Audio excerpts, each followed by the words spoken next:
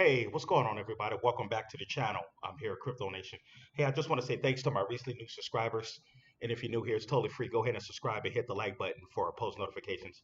Hey, let's get right onto it. Yeah, anybody like to support the channel? It's much appreciated. If you can, PayPal, Cash App will be posted in the description. Or another way you can support the channel, get the membership, just $3 a month. My portfolio is over there, and I'm always sharing new information and low cap gems. Let's get right onto it. So this is an episode of the Altcoin Dailies. The title is called "Bitcoin is Crashing." Uh, WFTF is what the F is happening. But anyways, like I said, we had a scary flash crash over the last few days. But we just gotta sit back and see what the crypto market does. But anyways, this is an episode of Crypto Nation Reacts to Altcoin Daily. Let's see what they're talking about here. This is officially the deepest retrace of the cycle. No, in my entire career, I've never seen anything as compelling and unstoppable as Bitcoin. Bitcoin has retraced over 25% thus far. There are 8 billion people on the planet that need digital property, and Bitcoin is the dominant digital property network. So if you zoom out and you ask the question, how are you going to provide economic prosperity to billions of people at the speed of light over a computer network? Crashes are very normal in a bull market. There's no better idea than Bitcoin. Crashes are also very normal in a sideways summer, a crab market, and even way back here, almost a month ago, I warned you that there was a leverage in the system that if we passed below 59,000, the longs would be wiped out, suppressing the price lower. If this were to happen around $59,000 per coin, this crashes the price lower. So let's talk what comes next. But now looking forward and understanding we just breached this monumental support. What comes next? And how much more selling from these Mt. Gox payouts are still to come. Bitcoin sliding after Mt. Gox begins repaying users, inflaming fears that customers might quickly sell the coin. So first off, I want to offer you a little bit of perspective on this. Also give you an update on the German government now selling Bitcoin. The governance of Bitcoin is shady at best. But first, this is what the mainstream media is sharing on the Mt. Gox selling. So Mt. Gox has obviously been tracked, pretty thoroughly in Bitcoin circles. So it's an anticipated event. And there's also been a lot of trading of the claims prior to, all of this being sorted out on behalf of the creditors.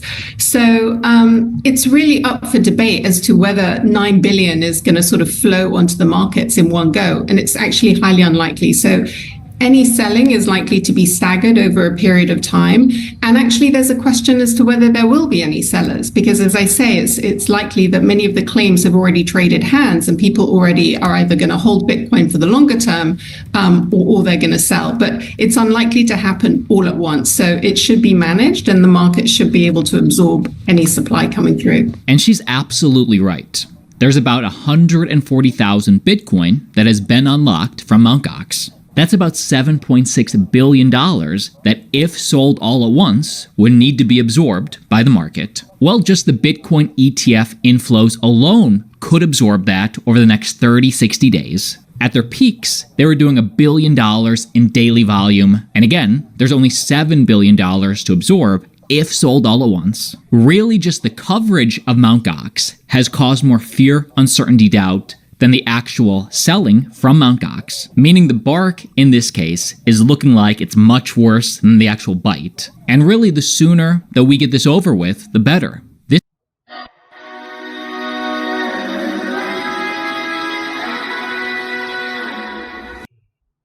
This was the last big known liquidation from exchanges that was left. This too shall pass. But what about the country of Germany selling Bitcoin? At the moment, the Bitcoin has 2 elements going for it. One is what we can call speculation, hype, boom. And the other is, let's say, Bitcoin is a possibility to make transactions outside the legal system. This is going to go away. Therefore, I think it's not sustainable. The 2 points that you mentioned are completely wrong. This is the amount of Bitcoin held by governments. The United States is in first. They hold over 200,000 BTC due to criminals getting caught by the DOJ, and then the United States confiscating that. And then China, then the United Kingdom, then Germany hold the next most, and this major nation is now selling.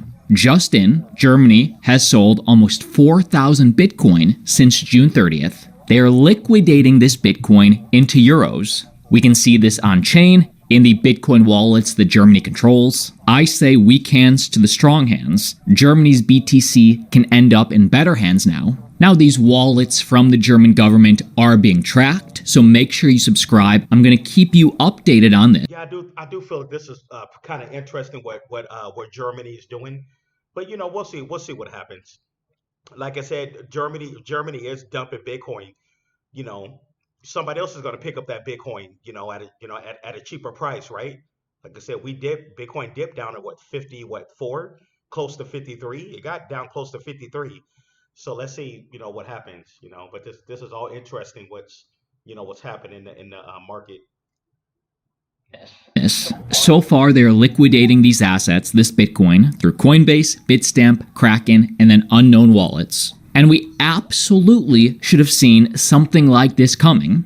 This is the director of payments at Germany's central bank speaking about crypto years ago. I have difficulties in picturing, let's say, an investment in cryptocurrencies as something like a long-term stable investment you would recommend, let's say, to widows and orphans as a store of value for the next 10 years. I have really difficulties in seeing this because if you look at the intrinsic value of such a cryptocurrency, it's extremely low, if not zero. And actually, he is speaking about crypto in general, so some of those points are fair. A lot of altcoins, so many altcoins are worthless. But what are his thoughts on just Bitcoin? And if I then take Bitcoin just because it's the most prominent example, the governance of Bitcoin is shady at best. You have elements of debasing Bitcoins. Of course, we don't call it debasing, we call it fork. But the difference, I would say, is just the semantics. And we have this issue of trust. And the issue of trust goes, let's say, beyond the law. It also includes, let's say, the banking system. In this case, the intermediaries around the Bitcoin. You don't need only to think about Bitcoin, also think about the whole ecosystem. And is this really a trustworthy ecosystem? I have my serious doubts here. Again, I will keep you updated on the German government selling, so stay subscribed. By the way, the country of El Salvador keeps buying the dip. They're literally buying 1 Bitcoin per day, every day. But my general thoughts are this. First off, Bitcoin is still in a very good place compared to where we were at the beginning of the year, meaning under $40,000. If we were to just have increased linearly from the start of the year, it's been up only. But because we had the halving, not only the halving, but the BlackRock ETF launches, all the ETF launches, we went up too far, too fast, and thus we get these corrections. And really, the next dip that we've only had the opportunity to buy was right after, actually many weeks after the halving. That was about 20%, 23. And then right at the beginning of the year, it was again about 20. I think this is a buy the dip opportunity. Personally, I'm not a financial advisor. I have no clue what's going to happen in the future. But how many people thought like this? I'm an idiot when Bitcoin was at near all-time highs.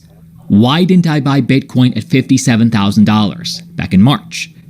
And now today, LOL, I ain't buying this crap. When in doubt, zoom out and understand that typically it's not until 547 days after the halving that Bitcoin really hits its peak for the cycle. And I love this. Do not let short-term conditions overwhelm your judgment. Short-term is the Mt. Gox selling, the German selling. Long-term, we still have the Bitcoin and ETH ETFs, Trump, or just the presidential election with Bitcoin as a talking point in general, the Bitcoin supply shock still in front of us from this recent halving. This discount is a massive opportunity. If you got value in today's video, hit the like button, send this video. Just like you said, we got to think about long term here.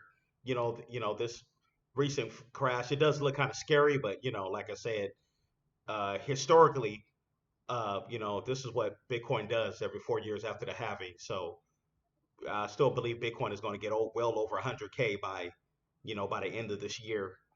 over the next, like, 6, 7 months, even up to 8 months. Like I said, we just got to hold strong and, stay locked and loaded. But like I said, the weekends in this market is getting, the weekends are definitely getting pushed out. You to a friend who may be scared right now, and like always, see you tomorrow. All right, that concludes the episode. But like I said, go ahead and comment below. Tell me what you think. This is the episode of the Crypto Nation Reacts. Like I said, just like you said, we got to think long term here. We got to think over the next, 6 to 8 months. But this crypto market is definitely going to be a roller coaster ride. We definitely got to get ready. And as we see right now, Bitcoin is we're at 56,446. ETH is just under 3,000, 2,976. That's where we are. Solana's at 134.